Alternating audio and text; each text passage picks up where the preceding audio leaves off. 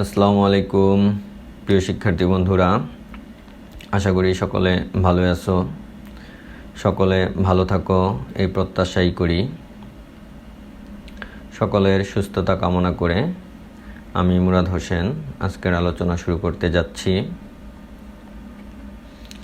আজকের আলোচ্য বিষয় জাবেদা, খতিয়ান, রেওয়া মিল। অর্থাৎ প্রথমে জাবেদা, তারপরে জাবেদা থেকে আমরা খতিয়ান করব, খতিয়ান থেকে রেওয়া মিল করব। তবে খতিয়ানটি করব আজকে চলমান জের ছকে।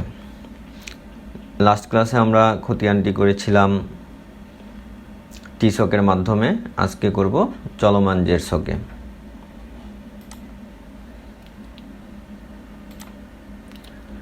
জনস্বার্থে ভিডিওটি শেয়ার করার জন্য বিশেষ অনুরোধ থাকলো। আমরা অনেক পোস্টই শেয়ার করি, কিন্তু শিক্ষামূলক পোস্ট শেয়ার হয় না বললেই চলে। আপনার একটি শেয়ারের মাধ্যমে হয়তো অনেক ছাত্রছাত্রী উপকৃত হবে, আর ছাত্রছাত্রীরা ভিডিওটি দেখে উপকৃত হলে আমার শ্রম সার্থক হবে এবং প্রচেষ্টা অব্যাহত থাকবে ইনশাল্লাহ। আমার আরও ভিডিও দেখার জন্য ইউটিউবে সার্চ অপশনে গিয়ে MURAD24F লিখে সার্চ দিলে আমার বাকি ভিডিওগুলো চলে আসবে। সকলকে ভিডিওগুলো দেখার আমন্ত্রণ রইল।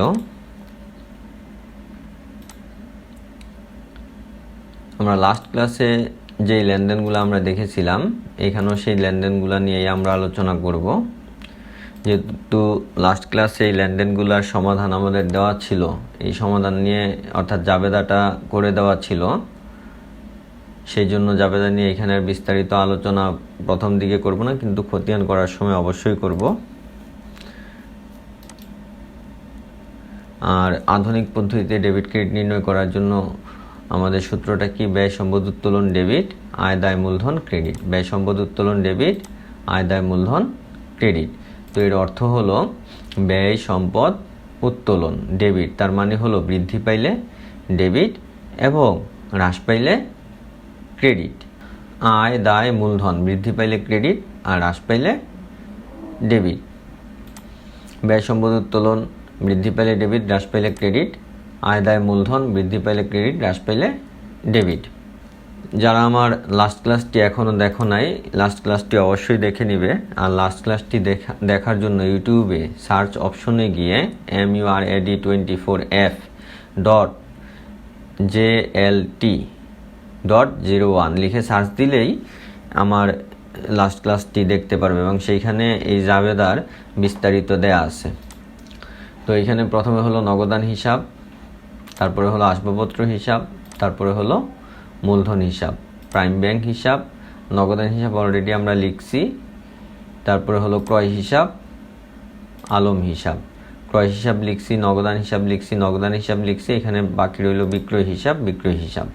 আলম হিসাব লেখা হয়েছে, নগদান হিসাব লেখা হয়েছে, আলম হিসাব লেখা হয়েছে, প্রাইম ব্যাংক হিসাব লেখা হয়েছে, আসবাবপত্র হিসাব লেখা হয়েছে, নগদান হিসাব লেখা হয়েছে।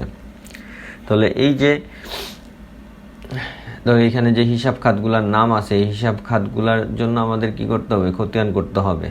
তাহলে খতিয়ান করা মানে কি? পোস্টিং দিতে হবে। পোস্টিং দেওয়ার প্রথম কাজ কি? আমার অবশ্যই এ পর্যায়ে আমরা হিসাব খাতগুলোকে খতিয়ানভুক্ত করব, অর্থাৎ পোস্টিং। তো পোস্টিং করার প্রথমে আমাদের কি করতে হবে? প্রত্যেকটা হিসাব খাতের জন্য কি করতে হবে? ছক অঙ্কন করতে হবে। ছক অঙ্কন করে এবং প্রত্যেকটা হিসাব খাতের ছকের সাথে সাথে যা যা লেখা প্রয়োজন সব কিছু আমার কি করতে হবে? লিখে ফেলতে হবে। তাহলে আমরা এখানে ছক অঙ্কন করলাম, যা যা লিখার সব কিছু লিখে ফেললাম। এখন আমাদের কি এটা নগদান হিসাব, আসবাবপত্র হিসাব, মূলধন হিসাব, প্রাইম ব্যাংক হিসাব, ক্রয় হিসাব, আলম হিসাব এবং বিক্রয় হিসাব। অর্থাৎ আমরা যতগুলো হিসাব খাতের জন্য খতিয়ান করতে হবে, প্রত্যেকটা হিসাব খাতের জন্য এক একটি করে ছক অঙ্কন করে ফেললাম। তাহলে এখন কাজ কি? আমাদের পোস্টিংয়ের কাজ। তাহলে লেনদেন 1 নাম্বার কি ছিল? ফেব্রুয়ারি 1 জনাব ফয়সাল নগদ 40,000 টাকা এবং 30,000 টাকা মূল্যের আসবাবপত্র নিয়ে কারবার শুরু করলেন। জাবেদা কি হবে?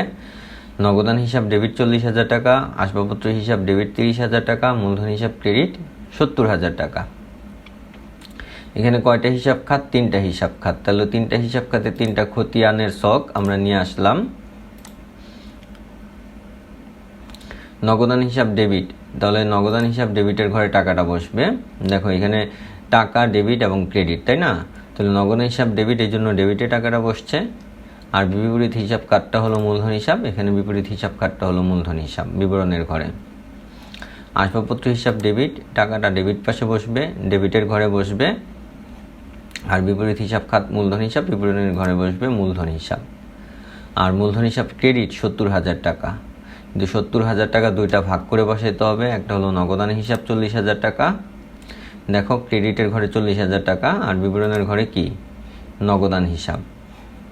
আর আসবাবপত্র হিসাব 30,000 টাকা, এটা ক্রেডিট পাশে যেয়ে বসবে, আর বিবরণের ঘরে লিখতে হবে আসবাবপত্র হিসাব। দেখো এখানে নগদান হিসাবে ডেবিট 40,000 টাকা এবং ব্যালেন্স বের করে ফেলতে হবে। আমার প্রত্যেকটা লেনদেনের সাথে সাথে কি চলমান জেরসকে প্রত্যেকটা লেনদেনের সাথে সাথে কি আসবে, ব্যালেন্স বের করতে হবে। তাহলে ডেবিট, এখানে ডেবিট ব্যালেন্স 40,000 টাকা। আসবাবপত্র হিসাব ডেবিট, এখানে আসবে 30,000 টাকা। আর মূলধন হিসাব দেখো প্রথমে ছিল 40,000, এটা আসবে 40,000 টাকা। আর ক্রেডিট আরও 30,000, তাহলে এটা যেহেতু ক্রেডিট, ক্রেডিটে যোগ, ডেবিটে যোগ, এটা মনে রাখবা। আর যদি ডেবিট ক্রেডিট হয় তাহলে অবশ্যই বিয়োগ করতে হবে ব্যালেন্সিংয়ে। তাহলে 40 আর 30 70,000 টাকা। ফেব্রুয়ারি 3, প্রাইম ব্যাংকে একটি হিসাব খোলা হলো 10,000 টাকা। প্রাইম ব্যাংক হিসাব ডেবিট 10,000, নগদান হিসাব ক্রেডিট 10,000। তাহলে দুইটা হিসাব খাত হলো, একটা হলো প্রাইম ব্যাংক হিসাব আর একটা হলো কি নগদান হিসাব। তাহলে প্রাইম ব্যাংক হিসাব ডেবিট, ডেবিটের ঘরে টাকাটা বসবে, অর্থাৎ টাকা ডেবিটের টাকায় বসবে। আর বিবরণের ঘরে বিপরীত হিসাব নগদান হিসাব। আর নগদান হিসাব ক্রেডিট, ক্রেডিটে টাকাটা বসবে। আর বিবরণের ঘরে প্রাইম ব্যাংক হিসাব। তাহলে এখন আমার সাথে সাথে কী করতে হবে, ব্যালেন্স বসে ফেলতে হবে। আগের যেহেতু ব্যালেন্স ছিল না, এটা ডেবিট, এই জন্য এটা ডেবিট ব্যালেন্স 10,000। আর নগদান হিসাব আগে ছিল আমার কত 40,000 ডেবিট ব্যালেন্স, আর এখন ক্রেডিটে বসছে, এই জন্য বিয়োগ হবে। তাহলে বিয়োগ হলে 40 থেকে 10 চলে গেলে কি হবে 30,000। আমি আবারও বলতেছি, যদি ডেবিট হয় ডেবিট যোগ, আর ক্রেডিট হলে ক্রেডিট যোগ। যদি ডেবিট এবং ক্রেডিট অর্থাৎ ব্যালেন্সটা হলো ডেবিট কিন্তু জাবেদা হয়েছে ক্রেডিট, তাহলে কি করতে হবে, বিয়োগ করতে হবে। আর ব্যালেন্স ছিল ক্রেডিট, জাবেদায় হয়েছে ডেবিট, তাও বিয়োগ করতে হবে। ফেব্রুয়ারি 5, আলমের নিকট হতে ক্রয় 15,000 টাকা। তাহলে জাবেদায় কী হবে, ক্রয় হিসাব ডেবিট 15,000 টাকা, আলম হিসাব ক্রেডিট 15,000 টাকা। তাহলে এখানে ক্রয় হিসাব এবং আলম হিসাব। ক্রয় হিসাব ডেবিট, টাকাটা বসবে ডেবিটের ঘরে, আর বিবরণের ঘরে বসবে ক্রেডিট হিসাব খাতটি অর্থাৎ আলম হিসাব। আর আলম হিসাব ক্রেডিট, টাকাটা বসবে ক্রেডিটের ঘরে, আর বিবরণের ঘরে বসবে ক্রয় হিসাব। তাহলে এখন আবার আমার কি করতে হবে, ব্যালেন্সিং করতে হবে। তাহলে এখানে যেহেতু আগের কোনো ব্যালেন্স ছিল না, এখানে ডেবিট, এই জন্য ডেবিট ব্যালেন্স 15,000 টাকা। আলম হিসাবেরও আগে কোনো ব্যালেন্স ছিল না, এখানে ক্রেডিট, এই জন্য ক্রেডিট ব্যালেন্স 15,000 টাকা। ফেব্রুয়ারি 8, নগদে ক্রয় 5,000 টাকা। জাবেদা কী হবে, ক্রয় হিসাব ডেবিট 5,000, নগদান হিসাব ক্রেডিট 5,000। তাহলে দুইটা হিসাব খাতের একটা হলো ক্রয় হিসাব আর একটা হলো কি নগদান হিসাব। ক্রয় হিসাব ডেবিট, এই জন্য ক্রয় হিসাবে ডেবিটে টাকাটা বসবে, আর বিবরণের ঘরে বসবে ক্রেডিট হিসাব খাতটি অর্থাৎ নগদান হিসাব। আর নগদান হিসাব ক্রেডিটে টাকাটা বসবে, আর বিবরণের ঘরে বসবে কি ক্রয় হিসাব। তাহলে এখন আগের মতো আমার ব্যালেন্স করতে হবে। দেখো এখানে ছিল 15,000 টাকা ডেবিট, তাহলে এইখানেও ডেবিট, তাহলে ডেবিটে যোগ হবে, যোগ হয়ে কত হবে 20,000 টাকা। আর নগদান হিসাব, এখানে ছিল ডেবিট ব্যালেন্স ছিল 30,000 টাকা, আর এখানে ক্রেডিট এখন হয়েছে 5,000, তাহলে 30 থেকে 5 চলে গেলে থাকে 25। পরবর্তী লেনদেন ফেব্রুয়ারি 10, নগদে বিক্রয় 18,000 টাকা। জাবেদা হবে নগদান হিসাব ডেবিট 18,000 টাকা, বিক্রয় হিসাব ক্রেডিট 18,000 টাকা। তাহলে এখানে একটা হিসাব খাত হলো নগদান হিসাব আর একটা হিসাব খাত হলো বিক্রয় হিসাব। তাহলে নগদান হিসাব ডেবিটে টাকাটা বসবে, বিপরীত হিসাব খাতটি হলো ক্রেডিট, এটা বিবরণের ঘরে বসবে। আর বিক্রয় হিসাব ক্রেডিটে টাকাটা বসবে, অর্থাৎ ক্রেডিটের ঘরে টাকাটা বসবে। আর বিবরণের ঘরে বসবে নগদান হিসাব। আগের মতো এখন ব্যালেন্সিং করতে হবে।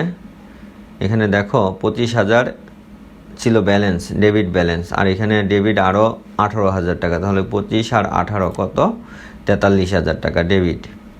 আর বিক্রয় হিসাব 18,000 টাকা ক্রেডিট, যেহেতু আগের কোনো ব্যালেন্স ছিল না, এটা ক্রেডিটে যাই বসবে 18,000 টাকা। পরবর্তী লেনদেন ফেব্রুয়ারি 16, আলমকে নগদে প্রদান 6,000 টাকা। জাবেদা কী হবে? আলম হিসাব ডেবিট 6,000 টাকা, নগদান হিসাব ক্রেডিট 6,000 টাকা। তাহলে একটি হিসাব খাত হলো আলম হিসাব আর একটি হিসাব খাত হলো নগদান হিসাব। তাহলে আলম হিসাব ডেবিট, এই জন্য ডেবিটে টাকাটা বসবে, আর ক্রেডিট আইটেমটা অর্থাৎ নগদান হিসাব বিবরণীর ঘরে বসবে। আর নগদান হিসাব ক্রেডিট, এই জন্য নগদান হিসাবের ক্রেডিট পাশে টাকাটা বসবে, ক্রেডিটের ঘরে টাকার ঘরে, আর বিবরণের ঘরে বসবে কি, আলম হিসাব। তো সাথে সাথে আমাদের ব্যালেন্স করতে হবে। এখানে দেখো আলম হিসাব ক্রেডিট পাশে ছিল ব্যালেন্স, ক্রেডিট ব্যালেন্স ছিল 15,000 টাকা, আর এখানে ডেবিট হচ্ছে 6,000। তাহলে 15 থেকে 6 চলে গেলে থাকে 9,000। নগদান হিসাবে ছিল ডেবিট ব্যালেন্স 43,000 টাকা, আর এখানে ক্রেডিট হয়েছে নতুন করে 6,000 টাকা। তাহলে কি 43 থেকে 6 চলে গেলে কত থাকে, 37,000। পরবর্তী লেনদেন ফেব্রুয়ারি 20, আলমকে চেক দ্বারা 4,000 টাকা প্রদান করা হলো। জাবেদা হবে কি, আলম হিসাব ডেবিট 4,000 টাকা, প্রাইম ব্যাংক হিসাব ক্রেডিট 4,000 টাকা। একটা হিসাব খাত আলম হিসাব, আরেকটি হলো কি, প্রাইম ব্যাংক হিসাব।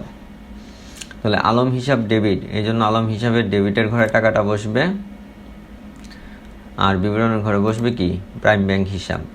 আর প্রাইম ব্যাংক হিসাব ক্রেডিট, এই জন্য ক্রেডিটে টাকাটা বসবে, আর বিবরণের ঘরে কি বসবে, আলম হিসাব। এখন ব্যালেন্সিং, আলম হিসাব আগে ছিল 9,000 টাকা ক্রেডিট ব্যালেন্স, এখন নতুন করে ডেবিট হয়েছে 4,000, তাহলে ডেবিট আর ক্রেডিট মাইনাস, তাহলে 9 থেকে 4 চলে গেলে থাকে 5,000। প্রাইম ব্যাংক হিসাব ডেবিট ব্যালেন্স ছিল 10,000, আর নতুন করে ক্রেডিট হয়েছে 4,000, তাহলে ডেবিট ক্রেডিট মাইনাস, মাইনাস করলে থাকে 6,000। পরবর্তী লেনদেন ফেব্রুয়ারি 8, নগদ মূল্যে আলমারি ক্রয় করা হলো 10,000 টাকা। তাহলে জাবেদা কী হবে, আসবাবপত্র হিসাব ডেবিট 10,000, নগদান হিসাব ক্রেডিট 10,000। তাহলে এখানে একটা হিসাব খাত হলো আসবাবপত্র হিসাব, অন্য হিসাব খাতটি হলো নগদান হিসাব। তাহলে আসবাবপত্র হিসাব কি, ডেবিট, এই জন্য ডেবিটে টাকাটা বসবে, বিবরণের ঘরে লিখতে হবে ক্রেডিট হিসাব খাতটি অর্থাৎ নগদান হিসাব, আর নগদান হিসাব ক্রেডিট, এই জন্য ক্রেডিটে টাকাটা বসবে, আর বিবরণের ঘরে লিখতে হবে আসবাবপত্র হিসাব। তো এখন ব্যালেন্স করলে কি দাঁড়াবে, আসবাবপত্র হিসাব ছিল 30,000 টাকা ডেবিট ব্যালেন্স, আবারও নতুন করে ডেবিট হয়েছে, অর্থাৎ তাহলে যোগ করতে হবে 10,000, 40,000। নগদান হিসাব, এটা ছিল ডেবিট ব্যালেন্স ছিল 37,000, আর নতুন করে ক্রেডিট হয়েছে 10,000, তাহলে 37 থেকে 10 মাইনাস করতে হবে, অর্থাৎ 27,000। এই ছিল আমাদের পোস্টিং। খতিয়ানে কিভাবে ব্যালেন্স সিডি বের করতে হয়। প্রিয় শিক্ষার্থী বন্ধুরা, চলমান যে স্টকে ব্যালেন্স সিডি বের করার কোনো প্রয়োজন হয় না, কারণ হলো আমরা প্রতিটা লেনদেন পোস্টিং দেওয়ার সাথে সাথেই ব্যালেন্স বের করে ফেলেছি, এই জন্য আলাদা করে আর আমাদের ব্যালেন্স সিডি বের করার কোনো প্রয়োজন হয় না।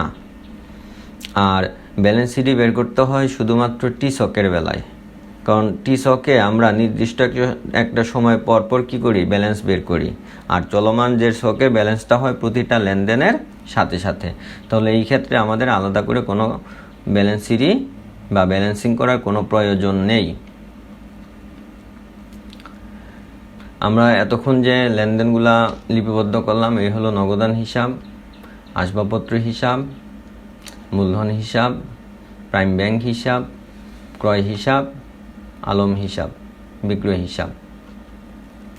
এখন আমাদের রেওয়ামিল করতে হবে, খতিয়ানের ব্যালেন্সগুলোকে নিয়ে কি করতে হবে, রেওয়ামিল করতে হবে। তাহলে রেওয়ামিল করার জন্য আমাদের কি করতে হবে, রেওয়ামিলের ছকটা করে ফেলতে হবে, এবং ছকে যা যা লিখার সব কিছু লিখে ফেলতে হবে।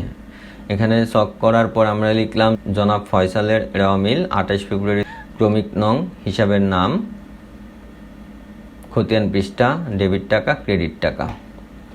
তাহলে প্রথমে ছিল নগদান হিসাব, নগদান হিসাবের ব্যালেন্স ছিল 27,000, এটা ডেবিট ব্যালেন্স, এই জন্য খতিয়ানে ডেবিট পাশে বসবে 27,000 টাকা, নগদান হিসাব 27,000 টাকা। আসবাবপত্র হিসাব ডেবিট ব্যালেন্স 40,000 টাকা, তাহলে রেওয়া মিলে আসবাবপত্র ডেবিট পাশে বসবে 40,000 টাকা।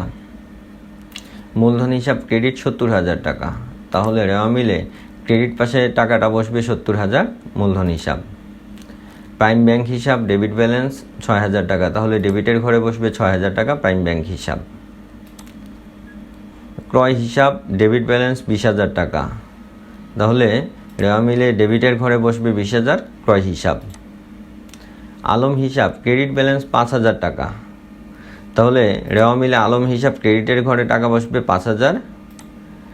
বিক্রয় হিসাব ক্রেডিট 18,000, তাহলে রেওয়া মিলে বিক্রয় হিসাবে 18,000 টাকা ক্রেডিট পাশে বসবে। এই ছিল আমাদের হিসাব খাতগুলো। এখন যোগ করলে দাঁড়ায়, ডেবিট পাশের যোগফল দাঁড়াবে 93,000 এবং ক্রেডিট পাশের যোগফলও দাঁড়াবে কত? 93,000, এবং 93,000 মিলে গেছে। আর এখানে ডাবল আন্ডারলাইন করে দিতে হবে। আর শিক্ষার্থী বন্ধুরা, একটা কথা মনে রাখবা, জাবেদা থেকে খতিয়ান থেকে রেওয়া মিল করতে গেলে কখনো অনিশ্চিত হিসাব আসবে না। অনিশ্চিত হিসাব আসবে তুমি যদি ভুল করো, আদারওয়াইজ জাবেদা থেকে খতিয়ান থেকে রেওয়া মিল করলে কখনোই অনিশ্চিত হিসাব হবে না, অর্থাৎ দুই পাশ অবশ্যই মিলে যাবে। এর পর্যায়ে তোমাদের জন্য আবারও রয়েছে একটি হোমওয়ার্ক। চলো হোমওয়ার্কটি দেখি। নিম্নোক্ত লেনদেনগুলো জনাব আলমের জাবেদায় লিপিবদ্ধ করো, তো খতিয়ানে স্থানান্তর করো এবং খতিয়ানের উদ্বৃত্ত নিয়ে রেওয়া মিল প্রস্তুত করো, এবং খতিয়ানটি অবশ্যই চলমান জের ছক করবা। আর যারা টি ছকটা করতে চাও অবশ্যই করতে পারো, কোনো সমস্যা নেই, কারণ যত করবে ততই শিখবে। জানুয়ারি 1 নগদ 70,000 টাকা ও ব্যাংক জমা 25,000 টাকা নিয়ে ব্যবসা শুরু করা হলো। জানুয়ারি 4 মা ট্রেডার্সের নিকট মাল বিক্রয় 15,000 টাকা। জানুয়ারি 9 ধারে মাল ক্রয় 33,000 টাকা। জানুয়ারি 13 মা ট্রেডার্সকে 9,000 টাকা প্রদান। জানুয়ারি 19 চেকে বিক্রয় 21,000 টাকা। জানুয়ারি 21 ব্যাংক হতে উত্তোলন করা হলো 18,000 টাকা। জানুয়ারি 27 আনাসের নিকট থেকে চেকে ক্রয় 15,000 টাকা। জানুয়ারি 31 মূলধনের অপ্রতুলতার কারণে মালিক 30,000 টাকা ব্যাংক হিসাবে জমা করেন। এই ছিল তোমাদের এইচডব্লিউটি অবশ্যই করবে, এবং কোনো সমস্যা হলে অবশ্যই আমাকে কমেন্টে জানাবে।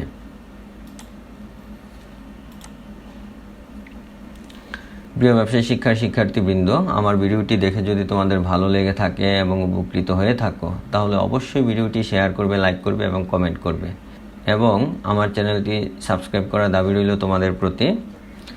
সকলের সহযোগিতা, মঙ্গল ও সাফল্য কামনা করি। মহান আল্লাহ সবাইকে ভালো রাখুন, সুস্থ রাখুন, আমিন। আল্লাহ হাফেজ।